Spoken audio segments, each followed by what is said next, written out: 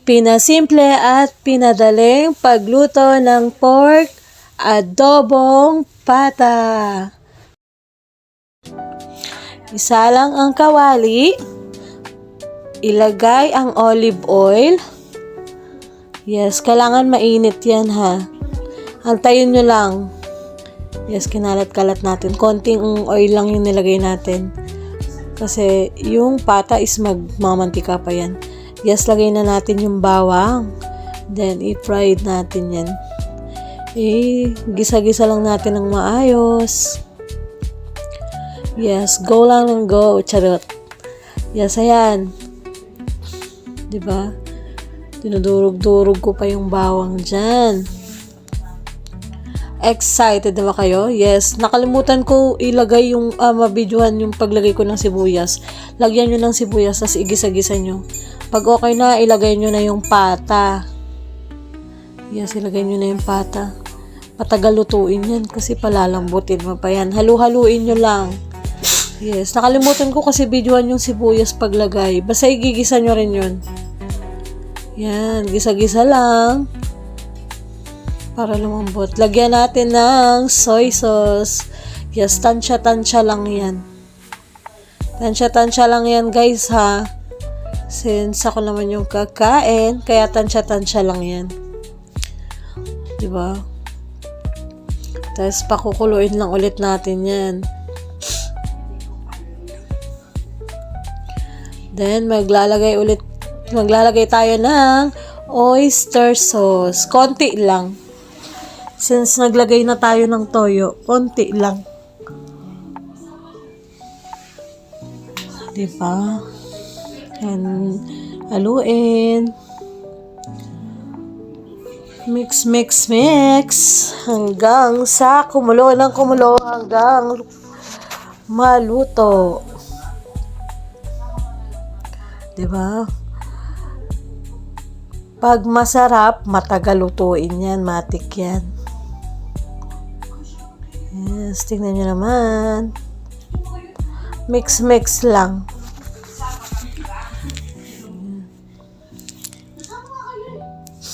Yummers. Then, charan! Lagyan na natin siya ng paminta. Nabuo yun ha. Then, laurel. Lagyan na natin siya ng laurel. Diba? Ang gulo ng video ko. Yes. Intindihin nyo na lang guys. Since ako lang yung nagbibideo at hawak ko lang yung cellphone. Let's get it on. Charot.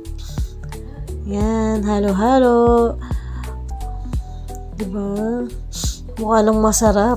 Mukha nang mapaparami ka ng kanin pag ganyan ang ulam natin. Yes, mix lang siya. Then, sobrang yummy niyan. Matagal nga lang talaga siya lutuin. Then, nilagyan ko siya dyan ng Sprite. Hindi ko na videohan. Yes, kulang yung video. Nilagyan ko yan siya ng Sprite eh.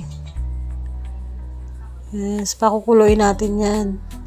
Nang pakukuluin hanggang sa lumambot. Nilagyan ko siya ng siling pamaksiw. Ano bang tawag dyan guys? Comment nyo nga kung anong tawag dyan sa sili na yan. Basta ang alam ko lang siling pamaksiw. Yes, takpan ulit natin. Pakuluin. Then, charan, lagyan na natin ng suka. Diba? Perfect. Konti na lang, konting kembot na lang at makakain na natin ang ating pata guys. Kasi, pag mga gantong ulam, matagal talaga lutuin kasi palalambutin mo pa yan. Yan. Check lang natin. Para hindi matuyo. Yes, balik ta rin natin. Diba? Bongga na! Magluto din kayo neto guys para mapadami kayo ng kanin. Madaming kanin at may sile. Lalagyan mo yan ng sili. Masarap yan. Perfect sile. Diba? Yes, since habang hindi pa naman siya malambot, chika-chika lang. Charan! Konting kembot na lang. O, diba? bongganism ang ating pork pata adobo. Diba? Konting kembot na lang guys. Yun lang naman, napakasimple lang ng recipe niyan. Matagal nga lang talaga siyang lutuin since pata. Kailangan natin siyang palambutin ng bongga.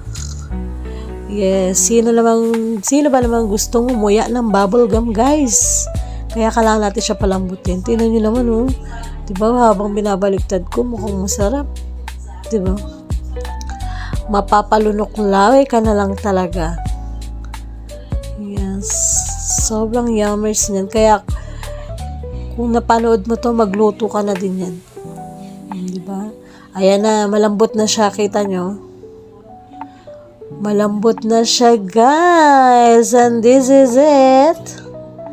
Konting kembot na lang. Ano na lang yan, mga ilang minuto na lang, mag-go na yan.